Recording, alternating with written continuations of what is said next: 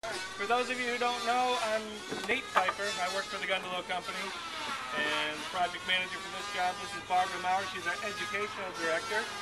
And this is Carol Ayton. She is our development director. And this is the world famous Gino Scalzo, talker of all large traditional vessels all across the country and around the world. So Gino has blessed us with his presence, and we've been working for 2 years to get him here today. And he threatened to burn his tools the last time he was down, but they're still around. So he started with cotton, and then we put oakum in. And this is oakum, which is basically a hemp fiber impregnated with pine tar and anything else? Vodka. Perfect. And when it's manufactured, it's fairly irregular, and the purpose of spinning it is what we call it, is to get it fairly even, so that when Gino and the other caulkers are using it, they don't have to think about it, and they can just drive in a consistent strand. Yeah. First lesson. Go ahead. First lesson. Whenever you're working with this material, it's already twisted in some respect because of the way it's manufactured. It's spun into a ball. You have to straighten the fibers out. Keep the fibers perfectly straight. You can do anything on it. Once these fibers are twisted, you'll never be able to do it. Or you'll have to struggle. That's lesson number one. Anything you want to do with this, you have to do it with the fibers perfectly straight. Otherwise, you'll struggle with it. It'll become really frustrating. Put my palm, my right palm down, and I just give it one spin. Then I control what I do with my left hand by easing the material out a little bit and then spinning with my right. All the time, making sure that the fibers that go through my left hand stay perfectly straight. And then just once forward, once back, and you're done. Okay? The worst thing you can do, from my perspective, is to twist it up extremely tight, as if it was rope, because that makes it extremely difficult for me to thread it. And you won't understand that until you see it, but the process of caulking requires that I constantly thread and tuck one underneath the other. And if the material wasn't soft and straight and flexible, it would be extremely hard to backlog or a good supply of material ahead. I'm probably going to have to get started now, I assume, and start working on getting a feel for how the material actually works, so that you can become comfortable doing it. And then we can take some home and do it while we're watching TV at night?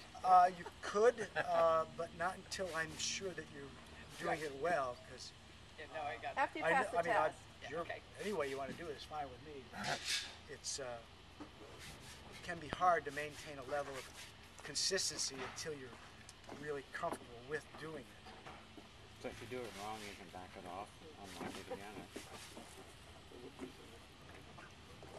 See, the fibers on this end are still relatively straight as the fibers I'm making on this side. And I'm not, at this point, I'm not concerned about how thick or how thin you make it. So it can be uneven? I mean, some parts can be thicker than other parts, or do you want it to be consistent? The consistency I'm looking for is that it's all actually in the same diameter. Okay. But if you tend to spin it a little bit thicker or a little bit thinner, that's okay. The two no-nos, once again, don't twist it up real tight, and I guess don't make it real short. I guess there's only try to maintain that same level of consistency throughout the process. And it looks easy, but oftentimes it's hard for some people to get a grasp on it.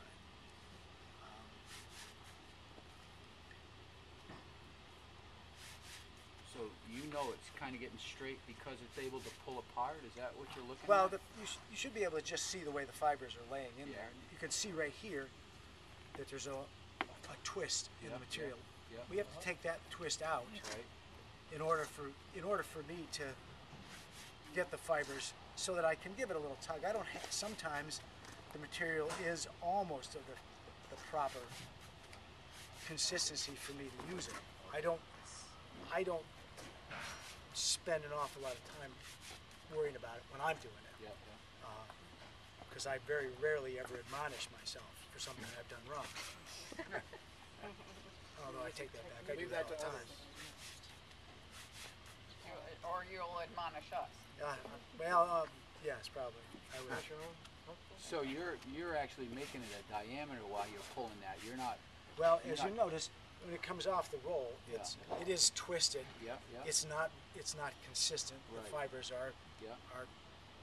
thick and thin, and there's little spots where it's kind of fuzzy on the surface. So there are strands inside, so you straighten those strands out. Stretch it out a little bit like this. Till you feel you've got enough of that little knot out of it, and then straighten the fibers out again and continue to spin.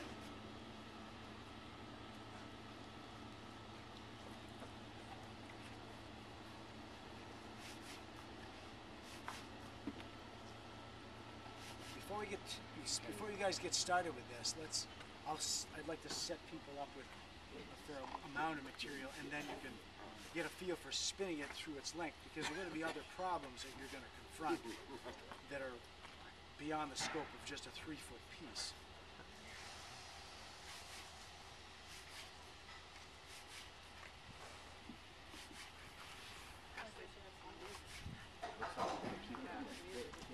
Well, that's why we've got the plywood here.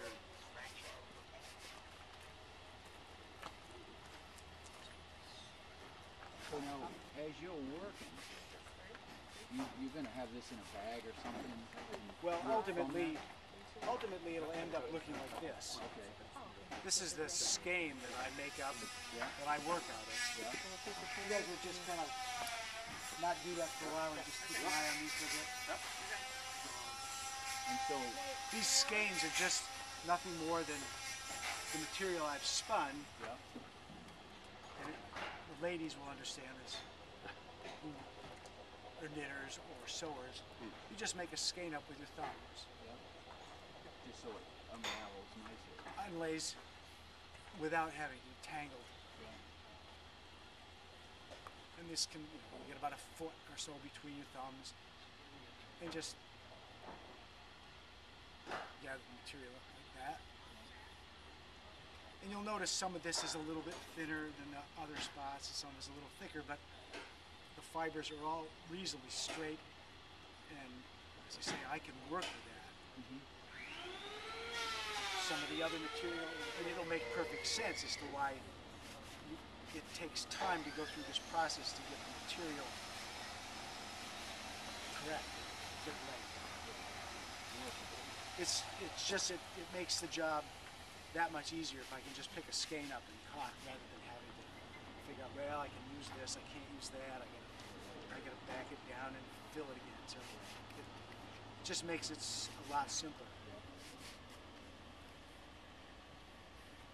And this relatively speaking, over the course of the 30 some odd years that I've done it, this material is pretty nice and pretty user friendly. In the past, there's been material that's very irregular, filled with stems and other parts of the plant that, their process of manufacturing was just not as clean as the company that's making this material now. So this is pretty nice material to work with. It's pretty soft. There's virtually nothing that you'll throw away. It's can all be used. You must need miles of it. I will. I will. And that's why it behooves the people that do this to give it some time, not to try to rush through it until you get comfortable with doing it. Just get a feel for what you've got and then just work with that. You're giving it a pretty short pull each time. Yeah, I don't You're not go pulling very out a far away hole, with my left hand. just I a stay couple pretty inches. close. A lot of people seem to have a problem getting a feel for being able to tug the material without breaking it. Just be very gentle with it.